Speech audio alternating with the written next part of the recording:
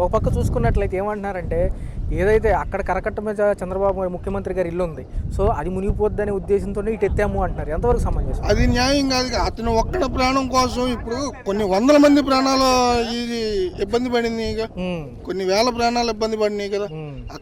అతని ఇంటి కోసం ఇప్పుడు ఎన్ని వేల ప్రాణాలు ఇబ్బంది పడినాయి, ఎంతమంది చనిపోయారు, ఎన్ని పశువులు చనిపోయినాయి, అది కూడా ఆలోచించాలి కదా. ఎమ్మటినే అమరావతి సైడ్ కూడా తీసుకొని ఒక్కొక్క అటు సైడ్ కట్టపగలు కొట్టుకున్నట్టయితే ఇంత ఉధృత అనేది ఉండేది కాదు. రెండు వైపు పక్కలకి నీళ్లు వెళ్ళాయి. ఆ ఒక్క ప్రాణం కోసం, మన సీఎం గారి కోసం అని ఇప్పుడు ఇటు తగ్గొట్టామని అంటున్నారు. ఆ ఒక్క సీఎం గారు ఆయన చనిపోయినంత మాత్రాన బై ఎలక్షన్లు వచ్చాయే కానీ మించి ఏం జరిగేది కాదు కదా.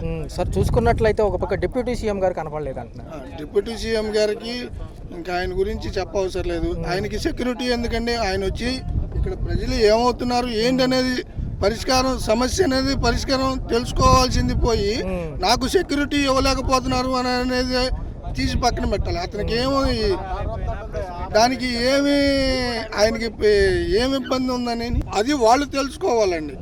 అది మనస్ఫూర్తికంగా ఆలోచించి వాళ్ళు తెలుసుకోవాలి, కానీ మనం చెప్పేది తెలుసుకునే అంత ఇదిగా లేదు. వాళ్ళు తెలుసుకోవాలి. ఏం పరిస్థితి ఉంది అందరూ తెలిసిందే, మేమేరే చెప్పేది ఏముంది నాన్న. ఎన్డీఆర్ఎఫ్ బలగాలు వచ్చినాయి, రాజకీయ నాయకులు వస్తున్నారు, ఏమన్నా సహాయం మీదకి వస్తారు, మెయిన్ రోడ్డు మీదకి లోపలికి రారు కమ్మా, ఎవరు రారు. అసలు మా సందులోకి వచ్చిన వాళ్ళు లేడు. ఆ సందులోకి 3 రోజులు ఉన్నాం, 3 రోజులు లోపల ఉన్నాం. దిగటానికి మాకు ఈ లోతు నీళ్ళు ఉంటే వెళ్తాం, దిగటానికి లేదు, ఫుడ్ లేదు, నీళ్ళు లేవు, పానీ లేదు, అంతా లేదు. మరి ప్రభుత్వాలన్నీ కూడా అంచనా వేస్తున్నాయి, రేపు ఏదైనా విరాళాలు వాళ్ళు అంచనా వాళ్ళు వేసుకుంటారు. పేదోళ్ళకి రారుగా అయ్యా, మేడ మీద మేడ ఉండేవాళ్ళకి కనపడతారు, వీళ్ళు కనపడం, రేకు చెట్లు వాళ్ళు కనపడం.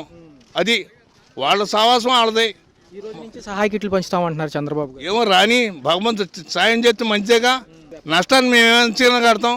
ఏమంచనా కడతాం చెప్పు నష్టం? మనం నష్టాన్ని అంచనా కట్టలేము.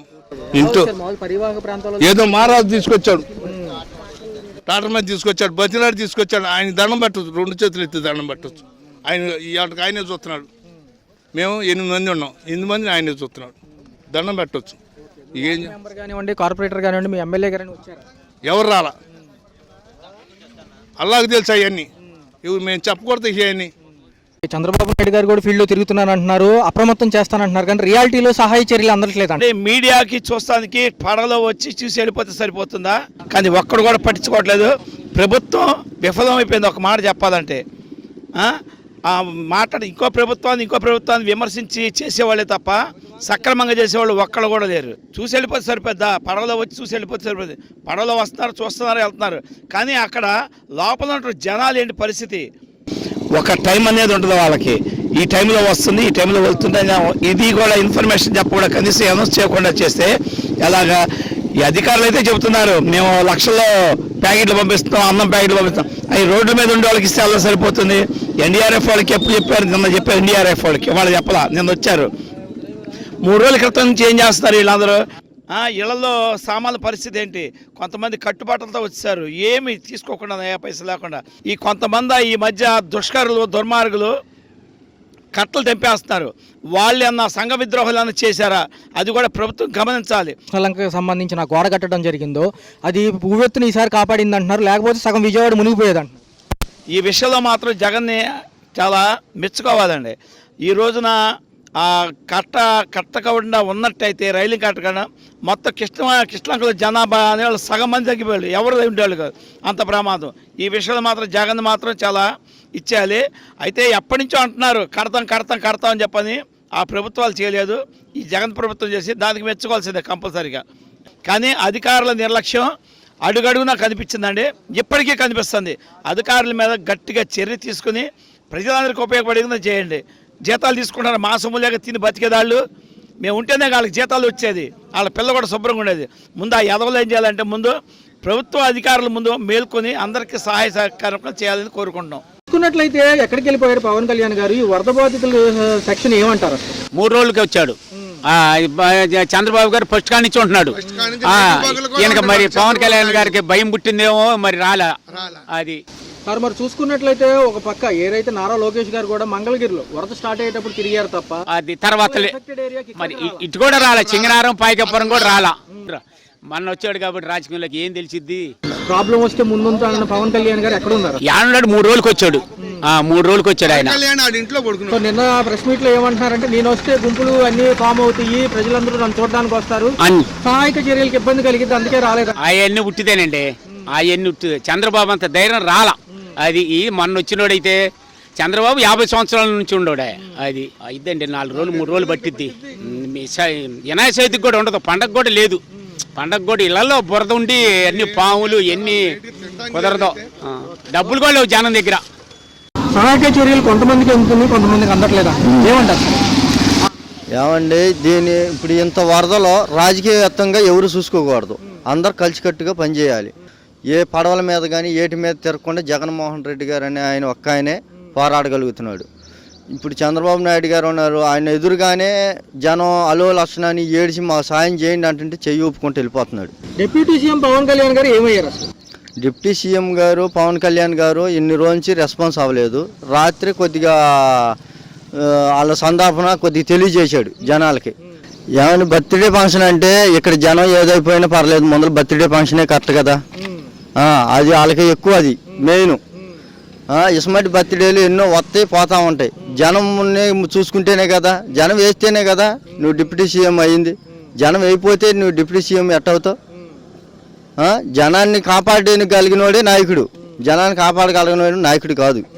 అది అంటే ప్రజలు కొట్టుకుపోతే వాళ్ళకి సంబంధం లేదు. మన రాజకీయాల్లో ఉన్నామా లేదా, జనం ఏమైపోయిందో వాళ్ళకి అవసరం లేదు. వాళ్ళు రాజకీయ నాయకులు, వాళ్ళు ఎక్కడుండి వాళ్ళు సేఫ్టీగా ఎక్కడ ఉండాలో అక్కడ ఉంటారు.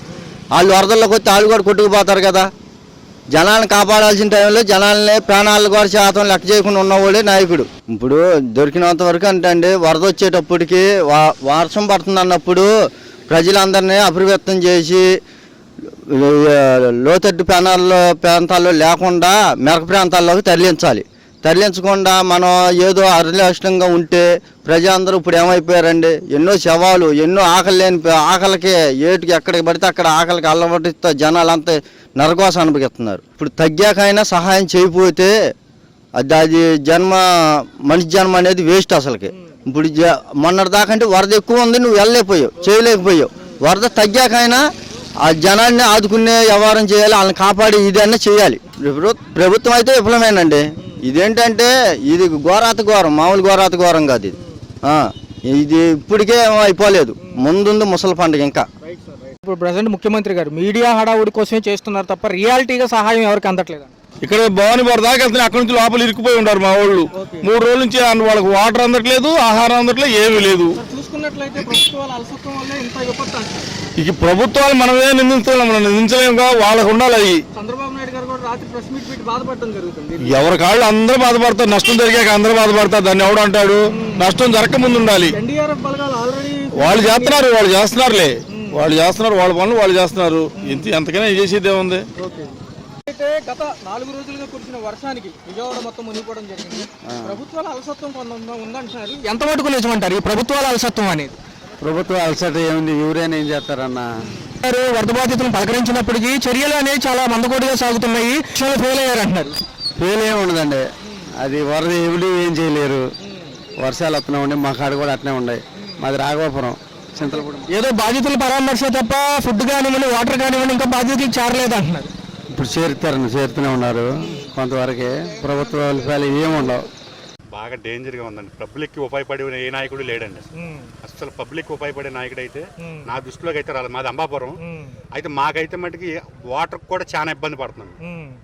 ఇవాళ కొంచెం ఇంట్లోంచి వాటర్ తగ్గితే అది బయటకు వచ్చాం అంతే. ఇవాళ సార్ చూసుకున్నట్లయితే డిప్యూటీ సీఎం గారు ఏమయ్యారు అసలు ఆయన గురించి మనం మాట్లాడితే సరిపోం కానీ అవన్నీ వేస్ట్ మాటలే. కానీ చంద్రబాబు నాయుడు అయినా ఇంక సింగనగర్ ఇవి తిరిగాడు కానీ తప్ప ఆయన అయితే 3 రోజులు బట్టి ఎక్కడికి వెళ్ళిపోయాడు.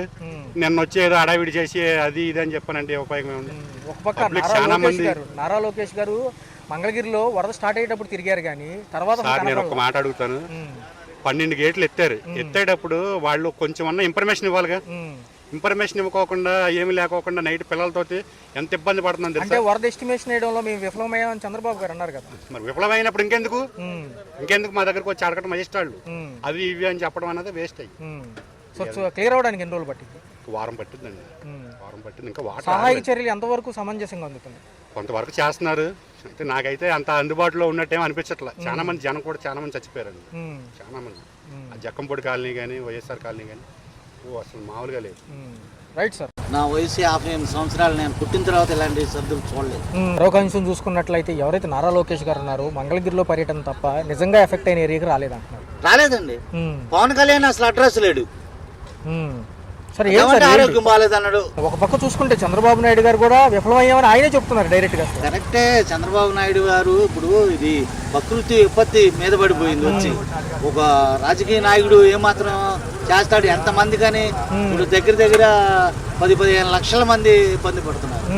ఆహారం లేక, నీళ్లు లేక, మంచినీళ్ళు లేక ఎంత ఇబ్బంది పడుతున్నారు. ఆక్రమణలు ఎక్కువ జరుగుతున్నాయండి.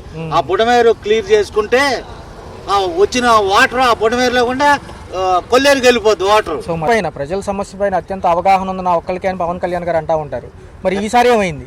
కరెక్ట్. మరి ఆరోగ్యం బాగాలేదని అంటున్నాడు బాబు. మనం మట్టుకు ఏం చేద్దాం? ఆయనకి ఆయన ఆరోగ్యం బాగుంది, మనం ఏం చేద్దాం? మనం చేసేది ఏం లేదు.